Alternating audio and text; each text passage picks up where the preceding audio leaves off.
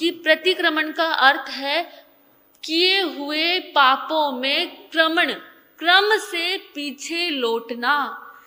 आपने दिन भर में क्या किया उसमें धीरे धीरे पीछे लौटकर देखना, वो क्या है?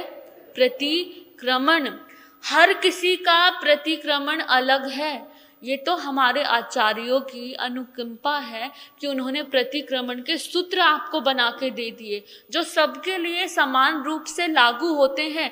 आप पुस्तक में ऐसे पाठ पढ़ते हैं जिनका आपको अर्थ भी समझ नहीं आता, उठते हैं बैठते हैं, मिच्छामि दुक्कडम मिच्छामि दुक्कडम मिच्छामि दुक्कडम। क्यों? क्योंकि आपको 8 दिन का प्रतिक्रमण करना है, वरना लोग क्या कहेंगे कि ये तो 8 दिन का प्रतिक्रमण भी नहीं करता, ये पोषद में प्रतिक्रमण भी नहीं करता। उठने बैठने मिच्छामि दुक्कडम बोलने की क्रिया प्रतिक्रमण नहीं है।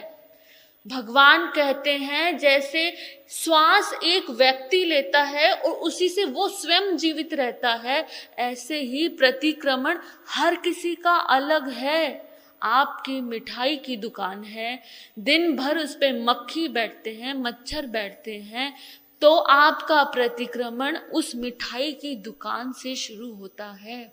आपका सिल्क का काम है, आपका कपड़े बुनने का काम है, आपका मसाले कूटने का काम है, अनाज का काम है, उसमें की हुई क्रिया हिंसा, उसके हिसाब से आपका प्रतिक्रमण क्या है। ये बहुत अच्छा है आप सामूहिक रूप में प्रतिक्रमण करते हैं, लेकिन वास्तविक प्रतिक्रमण करने के लिए आपको किसी भी चीज की आवश्यकता नहीं है। आंखें बंद करके आप क्रम में पीछे लौट सकते हैं। अपने आप को अच्छे दिखाने के लिए कि आप प्रतिक्रमण करते हैं, ये एक बात अलग हो गई, लेकिन भगवान कहते हैं अपने कर्म में लौटो। सुबह तुम्हारी आंख खुली, आंख खुलते से लेकर रात के सोने तक उस दिन भर में तुमने क्या क्या किया।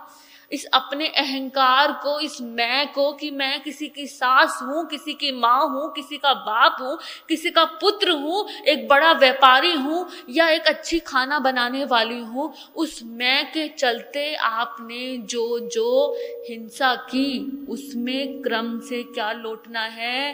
पीछे लौटना है। अगर आपको मोटी किताब के मोटे शब्द समझ नहीं आते हैं, आप तो अपने आप को जानते हो ना, आपसे बेहतर आपको कौन जानता है? आपकी सारी बुरी से बुरी बात सिर्फ आपको पता है। आप